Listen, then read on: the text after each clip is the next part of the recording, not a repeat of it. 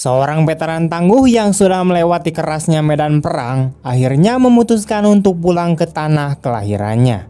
Ia menempuh perjalanan panjang dengan berjalan kaki dari Laos hingga ke Moskow. Namun saat melewati sebuah kota kecil, ia tanpa sengaja melanggar aturan tak tertulis di sana. Aturan aneh yang berbunyi, boleh bertanya tapi jangan menjawab. Dua polisi berpangkat rendah kemudian menghentikannya dan meminta surat-suratnya. Рядовой Прижогин, ваши документы. Ketika salah satu polisi memeriksa barang bawaannya, ia curiga melihat sesuatu di balik jaket kulit pria itu. Dengan cepat, si pria membuka jaketnya dan memperlihatkan sebilah belati. Kedua polisi kemudian langsung panik. Walau pria itu menjelaskan bahwa ia punya izin untuk membawa pisau tersebut, mereka tetap memaksanya untuk menyerahkannya.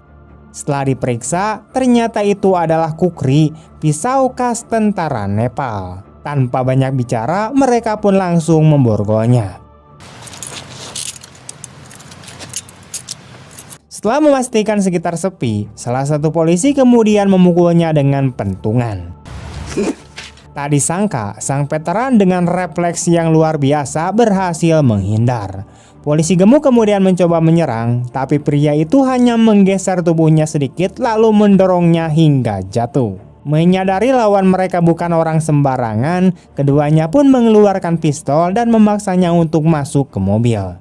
Sang veteran tidak ingin memperpanjang masalah dan ia pun ikut patuh masuk. Tapi tiba-tiba polisi gemuk itu menghantam punggungnya dengan pentungan. Anehnya, pria itu tak mengeluh sama sekali, hanya menatap dengan sorot mata dingin yang membuat keduanya tidak sadar bahwa tindakan mereka akan membuat malapetaka. Di kantor polisi, barang-barangnya disita dan ia kembali diborgol. Tempat itu memang kantor polisi, tapi suasananya lebih mirip sarang perampok.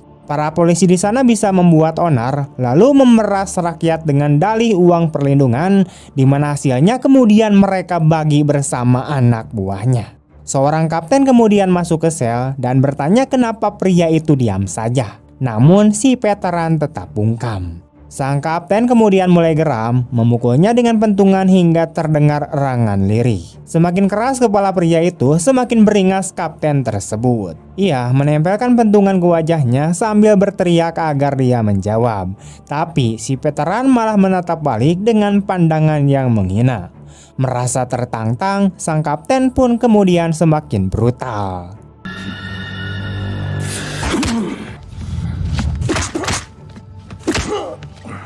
Ia memukul berkali-kali lalu mengeluarkan tongkat listrik. Kali ini sang veteran kemudian melawan. Ia menerjang, menendang kaki kapten hingga terjatuh. Kapten itu kemudian berusaha bangkit, tapi beberapa polisi lain segera datang menghentikan keributan. Tanpa sadar, kapten itu baru saja membahayakan nyawanya sendiri. Polisi kemudian segera memanggil wakil direktur. Melihat pisau kukri yang tajam, ia bertanya kenapa pria itu membawanya. Dengan tenang, sang veteran hanya menjawab satu kata, yaitu musuh. Jawaban itu malah dianggap sebagai lelucon. Tak lama kemudian, direktur polisi yang bertubuh tambun kemudian masuk. Di antara semuanya, hanya direktur inilah yang terlihat masih punya akal sehat. Ia memerintahkan agar borgol dibuka, lalu memeriksa identitas pria itu. Betapa terkejutnya mereka ketika mengetahui namanya adalah Samanov, yaitu seorang mayor pasukan khusus. Seketika, para polisi yang sebelumnya sempat menyiksanya menyesal bukan main. Чё тут носишься, как ошпаренный? Заварил ты кашу. Direktur segera mengembalikan barang-barang Samanov. Semua tampak normal sampai si direktur melakukan kebodohan fatal di mana ia memutar musik dari pemutar MP3 milik Samanov. Samanov kemudian keluar dari ruangan dan berpapasan dengan seorang gadis cantik, merasa seperti pernah melihatnya. Setelah keluar dari gerbang, ia baru sadar MP3 player kesayangannya tertinggal. Benda itu sangat berarti karena selalu menemaninya di saat-saat sedih. Ia pun kemudian kembali dan mendapati direktur sedang melecehkan gadis tersebut. Saat melihat gadis itu terpojok dengan wajah putus asa, Samanov awalnya hanya diam, mengambil MP3-nya, menggulung kabelnya dengan tenang. Tapi saat direktur semakin mendekat, Samanov menjepit pemutar musik itu di jarinya lalu berbalik. Seketika, sebuah hantaman keras menghantam kepala sang direktur yang bertubuh lebih dari 90 kg. Tubuhnya pun terjatuh tak berdaya.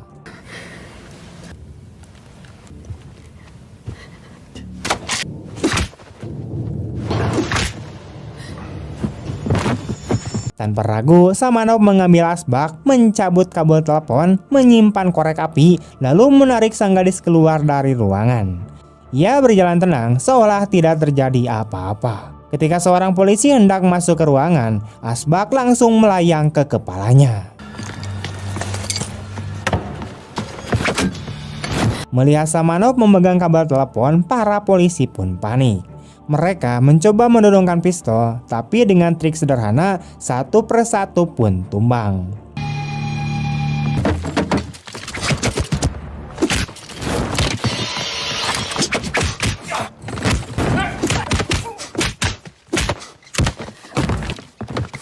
Gadis itu terperangah, tak menyangka seorang prajurit pasukan khusus bisa mengalahkan polisi dengan begitu mudah. Sebelum pergi, Samanov bahkan sempat membongkar seluruh senjata di kantor itu, lalu mengajak gadis keluar. Namun mereka malah masuk ke kamar mandi yang penuh dengan polisi-polisi kampret. Samanov kemudian mendorong gadis keluar lalu mengajar mereka.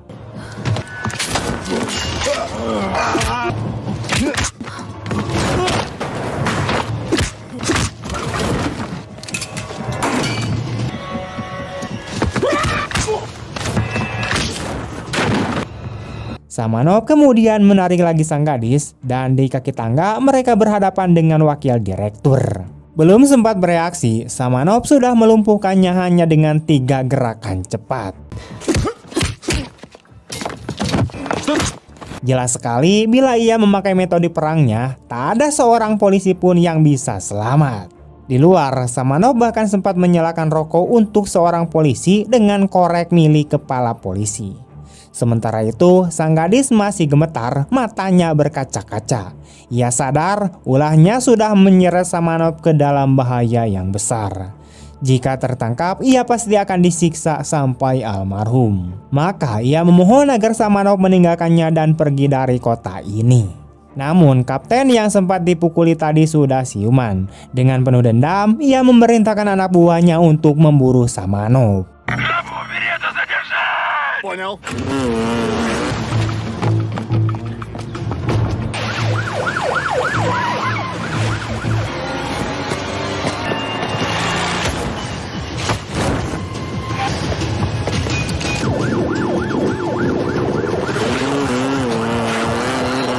Gadis itu sebenarnya tak ingin Samanov terjebak lebih jauh, tapi mobil polisi sudah mengejarnya.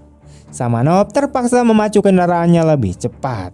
Polisi menembak secara membabi buta, tapi Samanov dengan gesit menghindar, lalu melakukan manuver berbahaya untuk berbelok ke jalan kecil.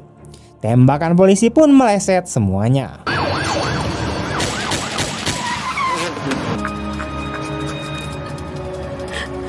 Samanov lalu menuruni lereng dengan motor, melompat di udara dan berlari ke arah sebuah bulldozer. Kapten kemudian kehabisan peluru senapan dan mencoba pistol, tapi tetap tidak ada satupun peluru yang mengenai sasaran.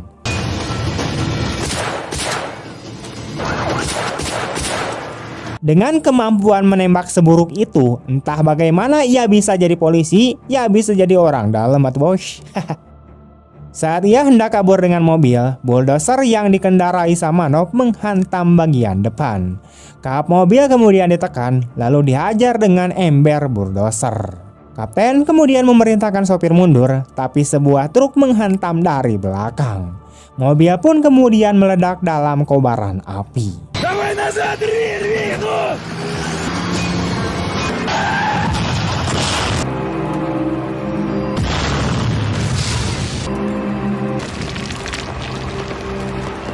Kantor polisi kemudian geger, di mana kepala polisi sendiri dilanda ketakutan. Orang macam apa yang sudah mereka lawan? Segera terungkap, pria itu adalah prajurit pasukan khusus Baret Marun yang pernah menjalani misi rahasia tingkat tinggi, bahkan menerima 2 medali pengabdian negara serta penghargaan atas keberaniannya. Kini Samanov bergerak di pegunungan. Ia sadar polisi tidak akan membiarkannya pergi begitu saja. Kalau mereka ingin bermain, ia siap meladeninya sampai akhir. Sayangnya, kepala polisi yang bodoh itu tidak tahu bahwa keputusannya sudah menyeret seluruh pasukannya menuju kehancuran. Mari kita lihat bagaimana seorang prajurit Baret Marun menghadapi satu kantor polisi penuh hanya dengan trik perang tanpa sebutir peluru pun. Samanov kini berada di sebuah area rusak di hutan. Ia menemukan kotak korek api, kabel listrik bekas, paku berkarat, dan potongan kayu. Sementara itu, polisi masih mengeluh karena harus berkemah di bawah hujan untuk mengejar penjahat. Mereka tidak tahu bahwa Samanov sedang merakit senjata paling mematikan. Ia mengikat paku di ujung tongkat kayu dengan kabel, lalu membakarnya agar menempel kuat. Jadilah senjata seperti Trisula Dewa Laut, di mana senjata itu ia pasang di berbagai titik.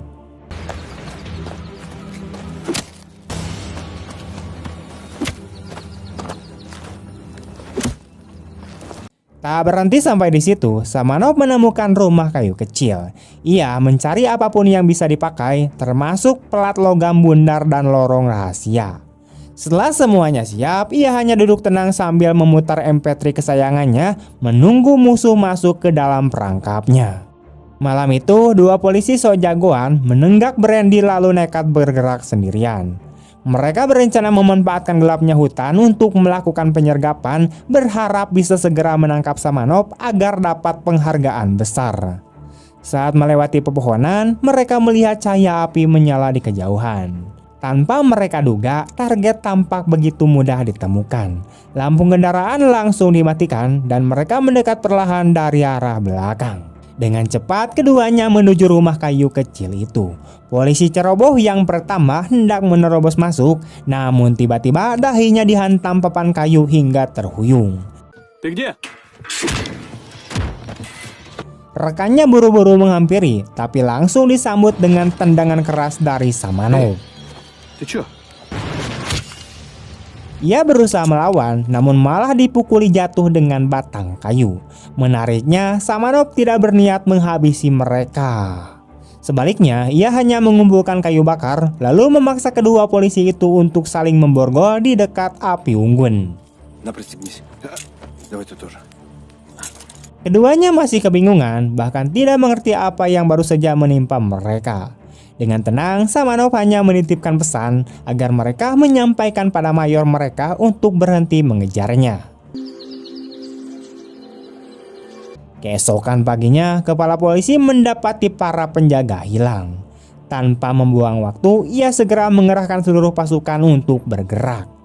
Begitu menemukan rumah kayu tersebut, mereka langsung menyerbu. Tapi alih-alih menemukan target, yang ada hanyalah rekan-rekan mereka sendiri yang duduk di dalam dengan wajah yang lebam. Si botak bahkan sempat membual bahwa ia hampir berhasil menangkap Samanov, padahal jelas itu hanyalah tipuan. Sambil berisik, ia menyampaikan pesan agar sang letnan kolonel tidak lagi mengejar Samanov. Kepala polisi yang mendengar itu justru makin murka dan langsung menampar wajahnya. Demi mempercepat pencarian, ia memerintahkan pasukannya untuk membentuk barisan dan menyisir lebih luas. Sementara para polisi kesulitan untuk melangkah di hutan, Samanov bergerak lincah seperti ikan di air. Tiba-tiba, 2 polisi terjebak perangkap secara beruntun.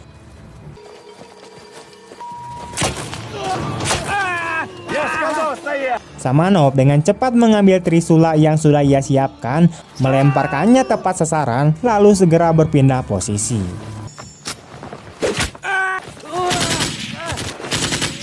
Suara ricuh membuat pasukan panik dan menembak secara membabi buta, hampir mengenai kawannya sendiri.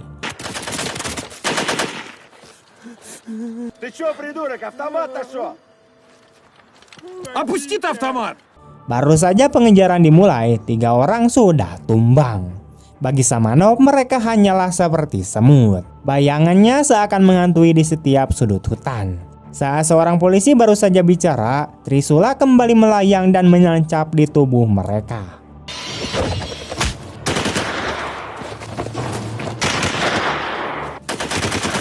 Все за ним! Зубов и ты остались! Kepala polisi segera memimpin pemburuan, namun jelas mereka melawan seorang ahli perang gerilya.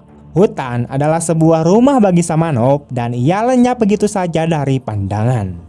Beberapa saat kemudian, Samanov kembali dan melumpuhkan para polisi yang sedang menjaga rekan mereka yang terluka. Gerakannya cepat, tepat, dan tanpa ragu.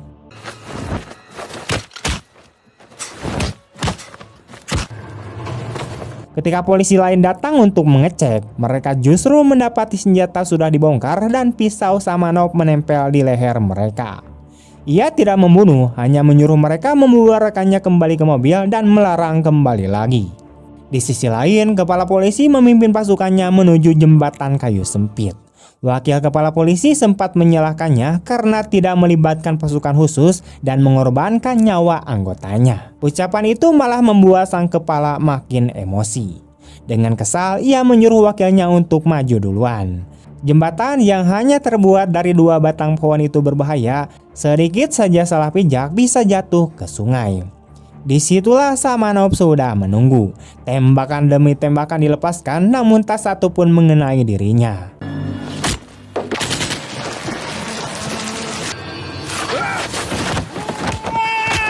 Wakil kepala yang bergerak lambat akhirnya tumbang menjadi korban pertama. Kali ini kepala polisi mencoba bermain cerdik. Jika tak bisa menemukan Samanov, maka ia akan menunggu sampai Samanov yang mendatanginya. Benar saja, saat Samanov berlari menembus hutan, tiba-tiba ia muncul menghadang. Samanov sudah siap dengan trisulanya. Keduanya kemudian menyerang bersamaan dan kepala polisi terluka parah. Keringat dingin mengucur, nyawanya nyaris melayang. Saat melangkah hati-hati di atas papan kayu karena melihat senjata tersembunyi di atas, ia tak sadar Samanov sudah berdiri tepat di belakangnya. Pertarungan sengit pun kemudian terjadi. Antara senjata api melawan pisau, polisi melawan pasukan khusus. Ты все еще не понял? Di Rusia sendiri, jangan pernah Anda membuat marah seorang penerjun payung baret marun. Kepala polisi yang sombong itu, meski pisau kukri sudah menempel di lehernya, masih saja tak menunjukkan rasa takut. Melihat keras kepalanya, Samanov akhirnya menghantam wajahnya hingga terjatuh, lalu meninggalkannya begitu saja.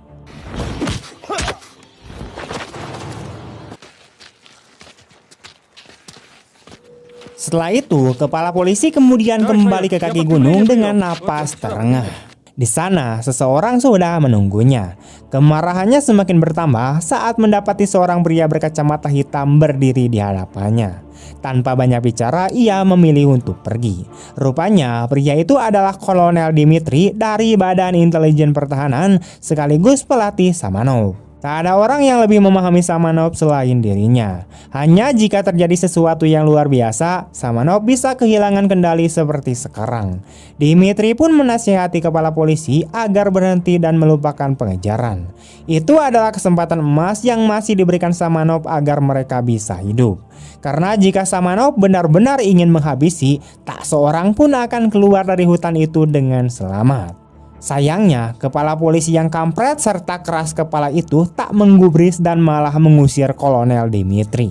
Kepala polisi kemudian mendapat kabar bahwa helikopter yang diminta untuk membantu menangkap Samanov akan datang dalam 15 menit. Kepala polisi langsung memerintahkan semua pasukannya untuk mengepung wilayah itu, memastikan Samanov tidak benar-benar bisa lolos. Ia bahkan turun tangan sendiri masuk ke hutan untuk menyingkirkan Samanov. Begitu suara baling-baling terdengar, Samanov terpaksa bersembunyi. Lawannya punya keunggulan dari udara, jadi satu-satunya pilihan baginya adalah terus berlari menghindari rentetan peluru. Di depannya terbentang tebing yang curam. Tanpa ragu, ia pun melompat.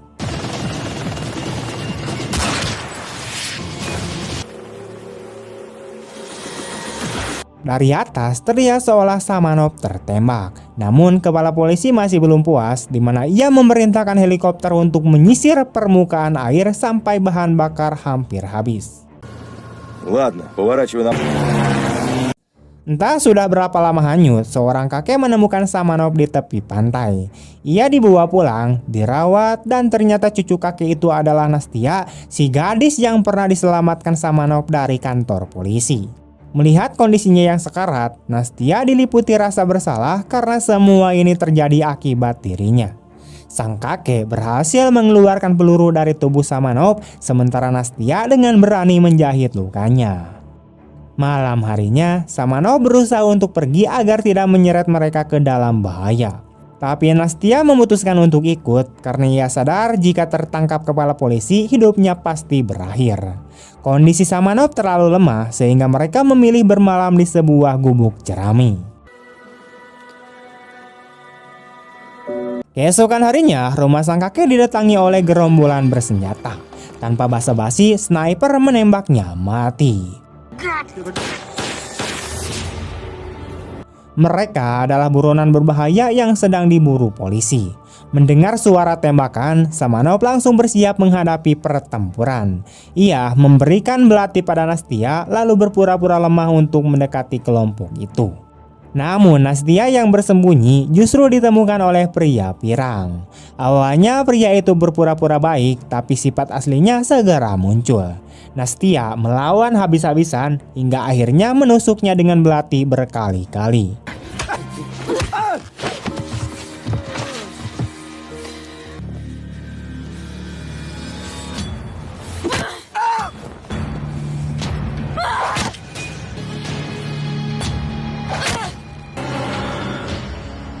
Gadis yang lembut itu perlahan berubah menjadi sosok yang tega membunuh demi bertahan hidup. Sementara itu, Samanov berhasil melumpuhkan penjaga dan menyusul ke kandang. Ia menemukan Nastia dengan wajah penuh darah. Tak lama kemudian, perampok lain pun datang. Pertarungan sengit tak bisa dihindari. Meski tubuh lawannya lebih besar, kemampuan bertarung Samanov jauh lebih unggul. Ia merebut sabit dan menghantamnya ke jantung lawan.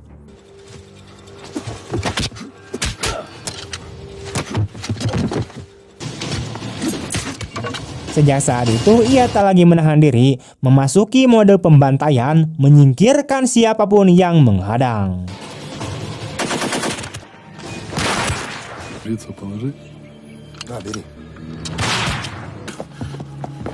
Tak lama, polisi dan pasukan khusus pun kemudian tiba.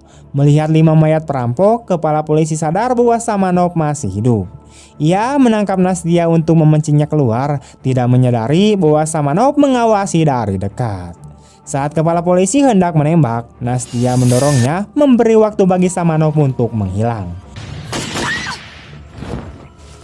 Komandan pasukan khusus datang tepat waktu dan memarahi kepala polisi, membuat Nastia lolos dari penyiksaan. Atasannya kini memberi perintah baru, tangkap Samanov hidup-hidup. Ia dikejar hingga sebuah bangunan terbengkalai. Awalnya Samanov hendak menyerah, tapi lawan tetap menyerangnya dengan senjata listrik. Ia terpaksa melawan dan dalam sekejap, petarung terbaik pasukan khusus berhasil dia lumpuhkan.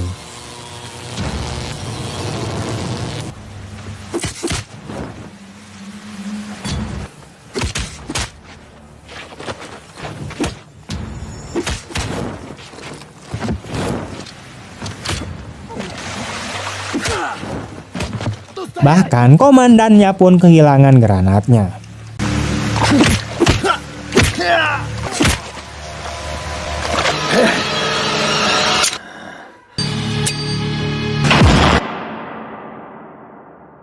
Namun Samanov tidak mau membunuh orang yang tidak bersalah. Ia justru menolong sang komandan yang terjatuh ke air dan melarikan diri lewat pipa. Sayangnya, kepala polisi sudah menunggu di pintu keluar. Pasukannya mengepung ketat, tapi tembakan mereka semuanya meleset.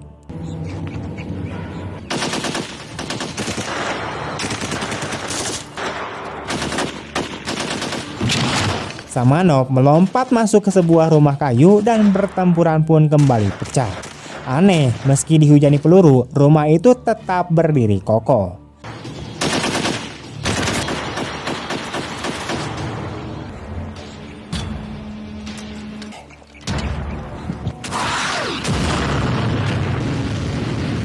Kesal, kepala polisi kemudian meluncurkan roket dan kemudian membakar rumah itu.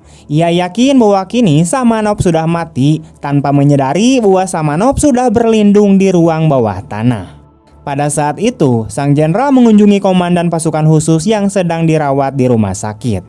Tiba-tiba, Nastia bergegas untuk masuk ke ruangan.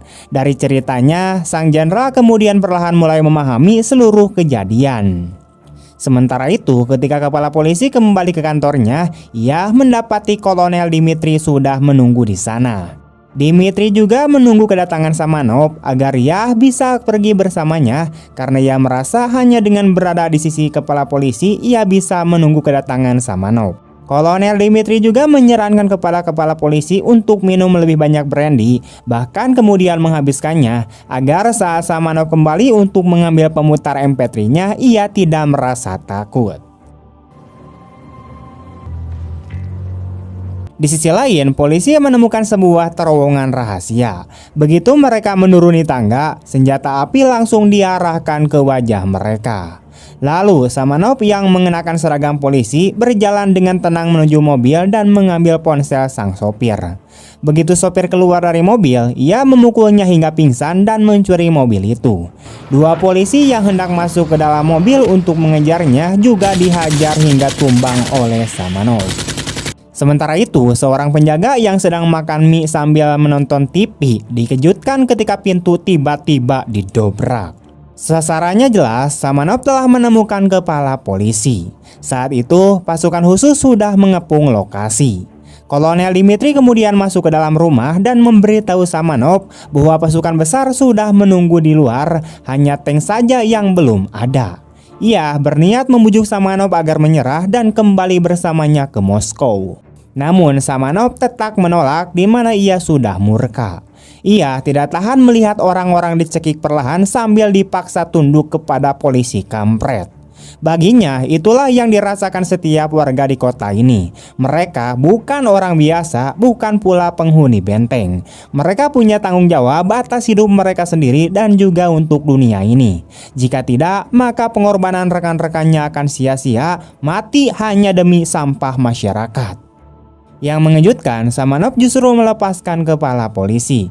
Ia duduk dengan tenang di dalam rumah, bersiap menghadapi pasukan khusus. Pada saat itu, sang jenderal kemudian tiba di lokasi dan memerintahkan seluruh pasukan untuk mundur. Namun ketika mereka hendak menangkap kepala polisi, ia tiba-tiba menyandra Nastia. Dengan congkak, kepala polisi menganggap dirinya yang paling berjasa, membanggakan apa yang telah ia lakukan untuk kota itu. Saat asap memenuhi ruangan, Samanov kemudian kembali muncul. Setelah melampiaskan seluruh amarahnya, kepala polisi akhirnya melepaskan Nastia dan menyerah karena ia sadar jika membunuh seseorang, ia tetap tidak akan bisa lolos dari tempat itu. Sejak saat itu, kota kecil itu kembali damai. Atas perintah atasannya, Samanov dan Kolonel Dimitri pun bersiap kembali ke Moskow. Nastia yang telah jatuh hati kepada Samanov akhirnya harus menerima kepergiannya. Nastia hanya bisa menatap mobil yang membawa Samanov perlahan menghilang dari pandangannya. Dengan begitu, film pun tamat. Dari kisah Samanov, kita bisa belajar bahwa ketidakadilan dan keserakahan pada akhirnya akan menghancurkan dirinya sendiri. Sehebat apapun kekuasaan yang dimiliki, jika digunakan untuk menindas rakyat kecil, apalagi juga digunakan untuk memperkaos masyarakat seperti yang dilakukan oleh para polisi begundal di film ini, maka cepat atau lambat akan runtuh. Samanov menunjukkan bahwa keberanian, keteguhan hati, dan keadilan bisa mengalahkan kebusukan yang bersembunyi di balik seragam maupun jabatan.